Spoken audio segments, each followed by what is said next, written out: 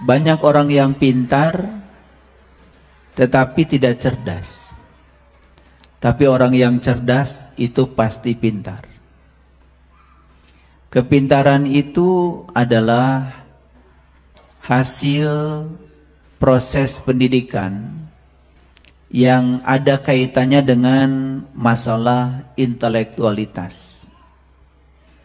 Sedangkan kecerdasan itu adalah hasil sekolah kehidupan yang berhubungan dengan kesadaran. Jadi yang saya bicarakan di sini bukan kepintaran, tapi kecerdasan. Karena banyak ya orang yang pintar tetapi menanggapi sesuatu terkadang dengan cara-cara yang tidak cerdas. Oleh karena itu tidak heran kalau banyak orang yang sekolah tinggi tetapi terkadang dia tertipu oleh dirinya sendiri. Karena apa? Sekolah tinggi belum tentu membuat seseorang menjadi sadar. Oleh karena itu yang kita bicarakan di sini bukan kepintaran tapi kecerdasan. Kecerdasan berhubungan dengan intelijensia. Kecerdasan tidak ada kaitannya dengan intelektualitas. Kecerdasan berhubungan dengan kesadaran. Apa sih sesungguhnya kesadaran itu? Ya, kesadaran itu adalah kita hidup dalam keadaan sadar. Sadar, eling, waspada. Dan ciri orang sadar tidak akan pernah menyakiti orang lain.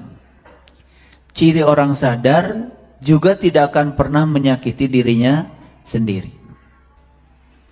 Orang yang sadar tentang dirinya, dia sadar bahwa di dalam dirinya ada kekuatan positif yang dianugerahkan Allah kepada dirinya, dia akan selalu menggunakan kekuatan itu untuk menyelamatkan dirinya. Makanya manusia itu hanya terbagi dua saja. Ada yang punya cinta, ada yang mengalami ketiadaan cinta. Ada yang bisa menggunakan kekuatan positif, ada juga yang di dalam dirinya tidak bisa menggunakan kekuatan positif. Yang menggunakan kekuatan positif pasti hidupnya berkah dan berkelimpahan. Hidupnya pasti menakjubkan.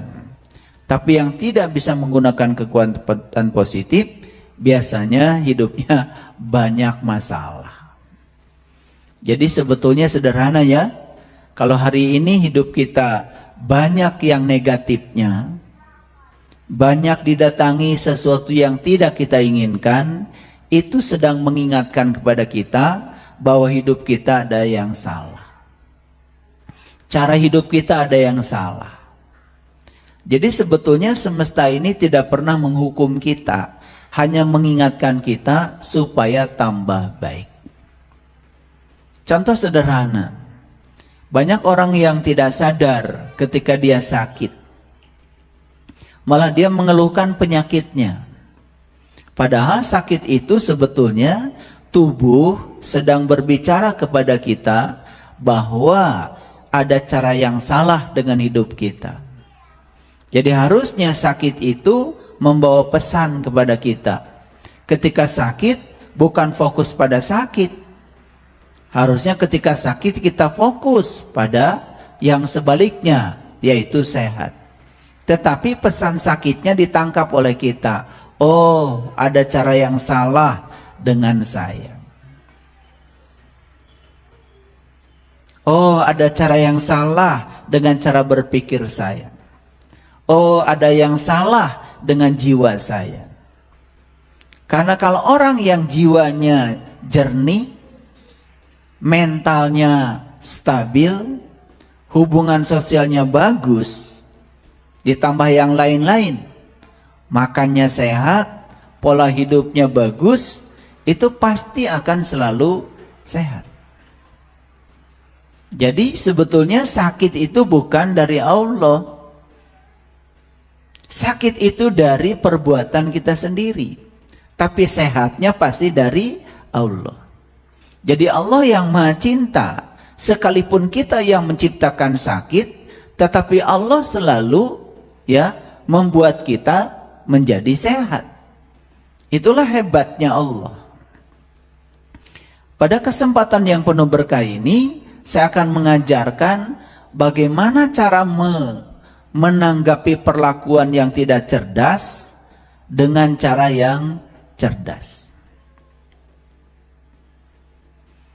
Sebagai seorang pedagang, misalnya, kemudian berantem dengan pelanggan. Walaupun dia menang ketika berantem, tetap saja dia akan kehilangan pelanggannya. Pasti pelanggannya nggak akan datang lagi sama dia, walaupun dia menang.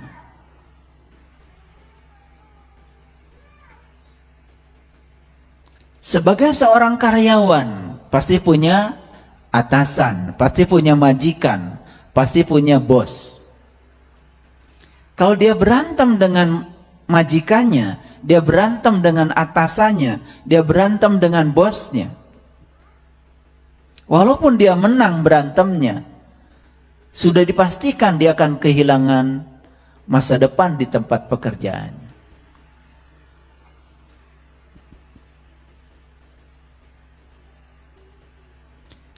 Sebagai kolega, kita punya rekan kerja dimanapun kita bekerja.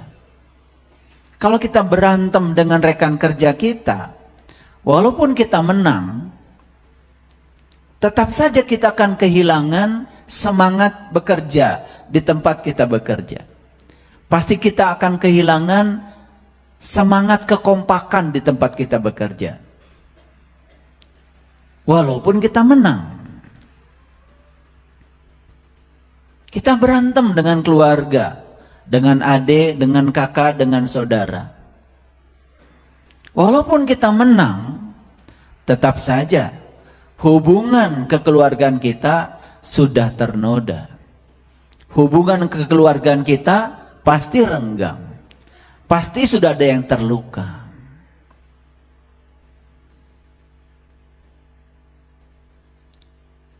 Dalam kehidupan sehari-hari pasti kita butuh teman, bukan? Kemudian karena ego kita berantem dengan teman kita. Walaupun kita menang dalam berantem itu, tetap saja kita akan kehilangan banyak teman. Sebagai suami istri dalam keluarga, coba berantem dengan pasangan. Walaupun kita menang, tetap saja sudah ada yang terluka. Dan pasti kasih sayang pun akan berkurang. Apalagi kondisi kesadaran kita masih rendah. Masih menyimpan bara di sini. Masih dendaman, sakit hatian. Masih sering tersiksa di dalam kuburan kita sendiri. Siksa kubur yang sebenarnya, apa yang sudah terjadi di masa lalu oleh Allah dilupakan. Tapi kadang-kadang oleh kita diungkit-ungkit itu masa lalu. Jadi ketika kita mengungkit masa lalu, apalagi masa lalu yang menyedihkan, sebenarnya kita sedang menyiksa diri kita. Itulah siksaan kubur yang sebenarnya. Berantem dengan pasangan, walaupun kita menang, tetap saja sudah ada yang terluka. Jadi berantem dengan siapapun, walaupun kita menang, sebetulnya kita itu sudah kalah. Siapa yang menang? Yang menang itu cuma ego kita, diri palsu kita. Tapi diri sejati kita, jiwa kita, itu sudah ternoda dan sudah jatuh sebetulnya. Itulah contoh tindakan yang tidak cerdas. Dan kita sering sekali dalam kehidupan sehari-hari terjebak dalam tindakan yang tidak cerdas itu. Demi untuk memuaskan ego kita. Betul, ego kita menang.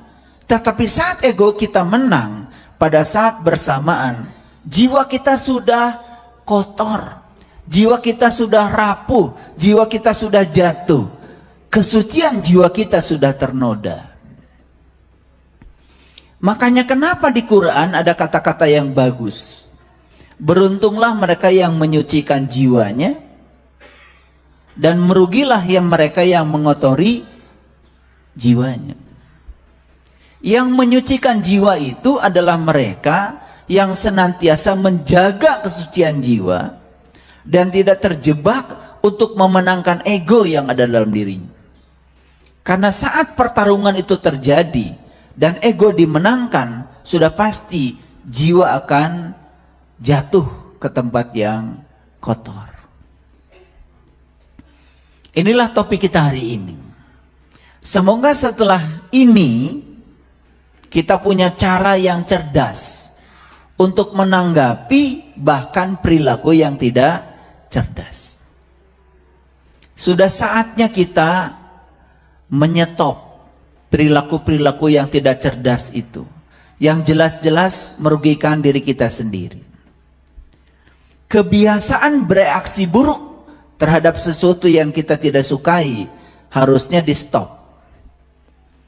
Karena biasanya perasaan kita sering jatuh pada apa? Pada situasi buruk itu secara otomatis. Kita tidak punya kendali yang bagus untuk perasaan dan pikiran kita. Ada sesuatu yang kita tidak sukai dalam hidup, langsung pikirannya negatif, perasaannya negatif, dan kita lupa bahwa sesungguhnya saat kita membiarkan pikiran dan perasaan kita masuk pada frekuensi yang negatif, apa yang terjadi? Kita sedang menarik semua yang negatif lebih banyak lagi. Di situ hukum tarik menarik tidak bisa dielakkan lagi. Karena ya, kesedihan akan menarik kesedihan. Tidak mungkin kesedihan menarik kebahagiaan. Kebahagiaan akan menarik kebahagiaan. Dan tidak mungkin kebahagiaan bisa menarik kesedihan. Mereka yang tahu rahasia alam, yang tahu cara alam bekerja, tidak mungkin melakukan tindakan-tindakan bodoh lagi. Ketika orang marah, kita tidak perlu marah. Ketika orang menghina kita, tidak perlu kita menjadi terhina. Karena sakit hati itu sesungguhnya bukan urusan orang. Sakit hati itu urusan kita sendiri. Kan yang memasukkan semua ke dalam hati, kan kita sendiri. Mau dimasukkan hati, tidak dimasukkan hati, kan urusan kita sebetulnya. Tapi kita sering merasa diri kita sebagai korban. Dan menganggap orang lain adalah sumber sakit hati kita sendiri. Padahal orang lain menghina kita. Mau direspon, tidak direspon, itu urusan kita. Makanya berulang kali saya mengatakan, masalah itu asalnya cuma 10% saja. Tapi 90% adalah respon kita, tanggapan kita terhadap masalah.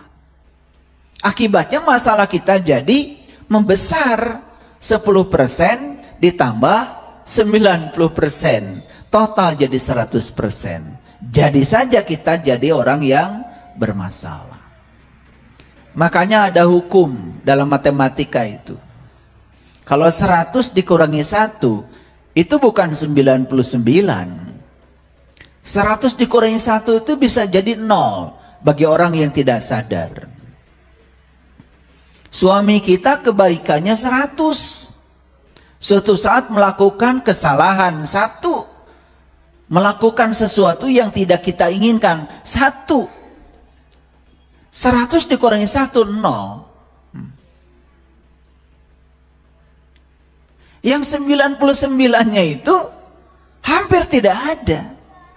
Yang 100-nya itu tidak ada. Tapi orang yang berkesadaran 100 dikurangi 1, tetap aja 100. Kan sebetulnya tergantung fokus kita mau kemana.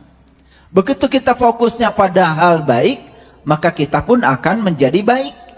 Kalau fokus kita pada hal yang buruk, maka yang baik pun semuanya tertutup oleh hal buruk itu. Ya sama seperti kejadian hari ini. Ya, ini sudah hampir 3 bulan, 4 bulan, ya, hujan. Betul apa tidak? Ya, tanah sudah mengering di mana-mana. Makanya kata orang tua, ya, halau dasa tahun lantis ku hujan sapoe. Baru aja beberapa saat hujan, sudah semua kekeringan itu menghilang. Nah, kita terbiasa dalam hidup melawan kejahatan dengan kejahatan, melawan kekosongan dengan kekosongan, melawan kebencian dengan kebencian. Itu hanya memuaskan ego kita. Itu cara-cara yang bodoh. Itu cara-cara yang tidak cerdas. Jadi bagaimana mungkin kita bisa menjadi cerdas kalau kita sering membiarkan diri kita jatuh, ya, ke dasar kebinasaan karena kebodohan kita sendiri. Oleh karena itu maka hidup itu perlu latihan. Saya sering kali mengucapkan dalam kajian-kajian saya, hidup itu sesungguhnya adalah belajar untuk menerima yang tidak kita inginkan dan belajar melepas yang kita inginkan. Karena belajar menerima yang diinginkan itu tidak ada artinya. Setiap ada hal yang tidak diinginkan datang kepada kita, sudah tidak perlu belajar lagi. Sudah pasti kalau ada yang kita inginkan datang dalam hidup kita, pasti diterima. Bahkan bukan sekedar diterima, bahkan kita mencengkram pada yang kita inginkan itu. Bahkan takut kehilangan yang kita inginkan itu. Jadi menerima yang tidak diinginkan tidak perlu belajar. Tidak perlu ada usaha. Itu sudah biasa. Semua orang begitu mendapatkan yang diinginkan, pasti akan menerimanya. Bahkan bukan sekedar menerimanya, pasti akan melekat kepadanya. Tetapi saat mendapatkan yang tidak diinginkan, di situ kesempatan untuk belajar. Belajar menerima, melatih diri. Kenapa demikian? Karena kalau kita tidak mau menerima yang tidak kita inginkan, yang tidak diinginkan itu akan datang berulang-ulang. Sampai kita bisa menerimanya. Oleh karena itu saya sering mengatakan, di dalam kehidupan ini tidak ada tempat untuk lari. Tidak ada tempat untuk pergi. Tidak ada tempat untuk menghindar. Semakin menghindar, yang tidak diinginkan akan semakin datang berulang-ulang. Kenapa demikian? Ada hukumnya. Di alam semesta itu ada satu hukum. Hukumnya begini. Begitu kamu mengatakan tidak pada hal yang tidak kamu inginkan, sebetulnya alam semesta memahaminya kamu sedang mengatakan iya.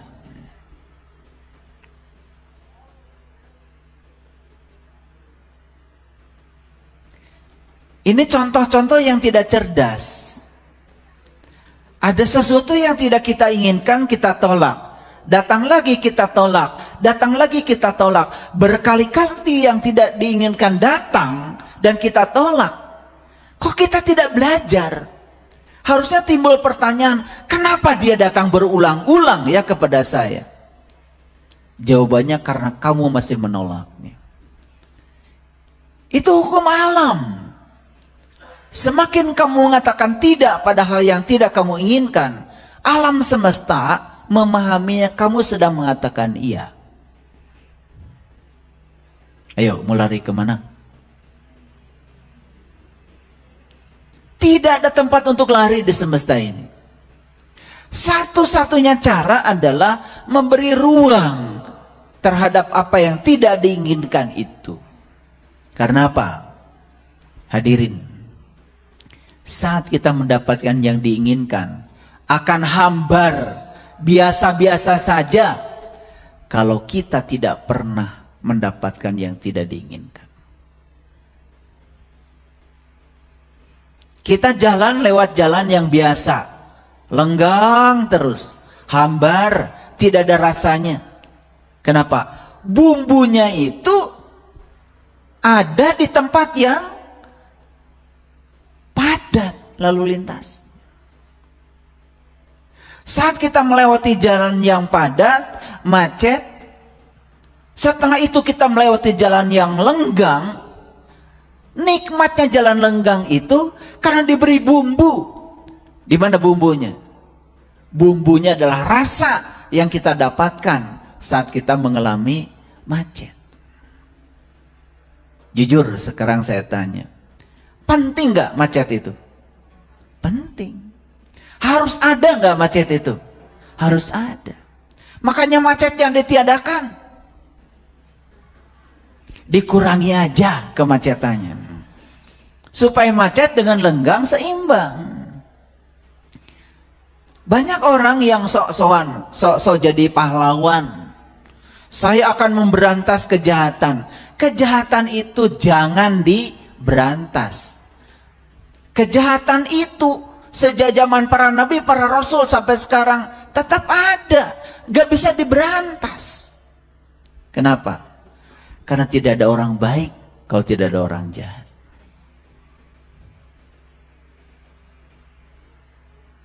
Yang perlu dilakukan itu bukan memberantas kejahatan, menyeimbangkan agar kejahatan dengan kebaikan itu jangan sampai tidak seimbang, karena itu yang akan membuat kolapsnya alam semesta ini.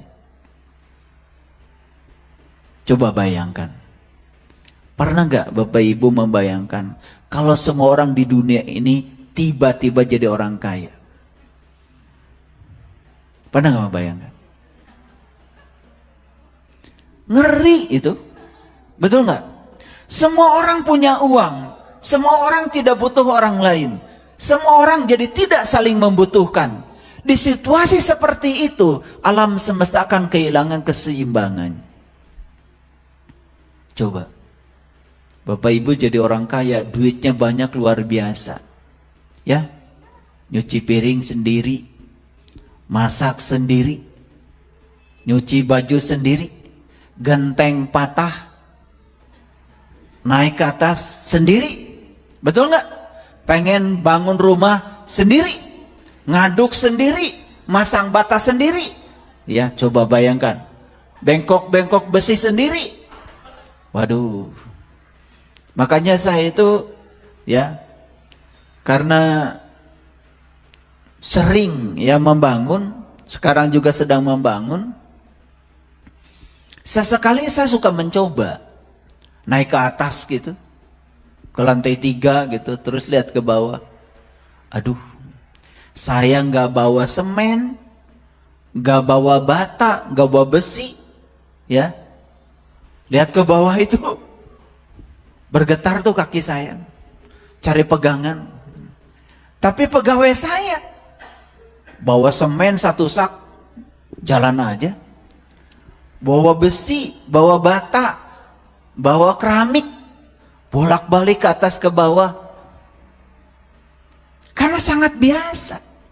Di situ saya merasakan betapa saya butuh orang lain. Matahari itu tidak pernah memakan sinarnya sendiri. Sungai itu tidak pernah memakan airnya sendiri. Bahkan pohon tidak pernah memakan buahnya sendiri.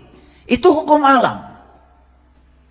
Alam saja mengajarkan bahwa apapun buat pihak lain.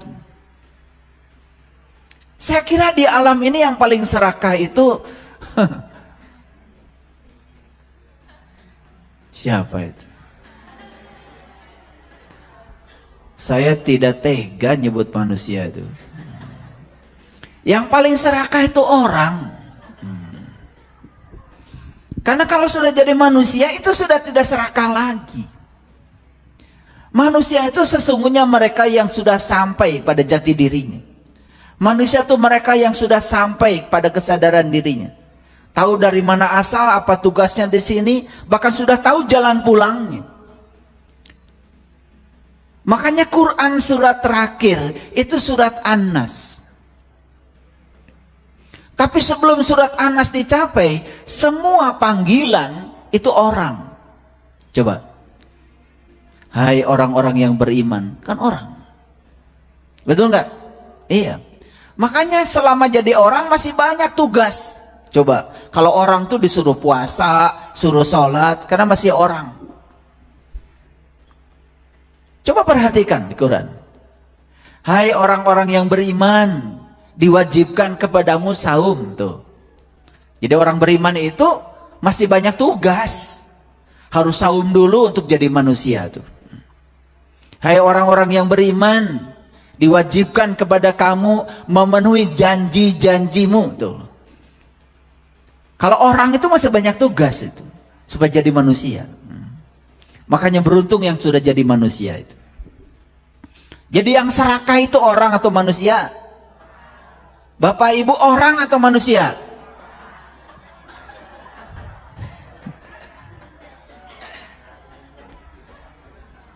Saya mau nanya Bapak Ibu ini seorang manusia atau semanusia orang?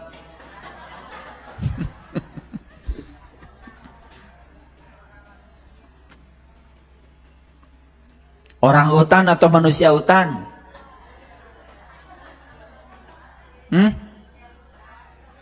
Gak ada manusia hutan. Yang ada orang hutan.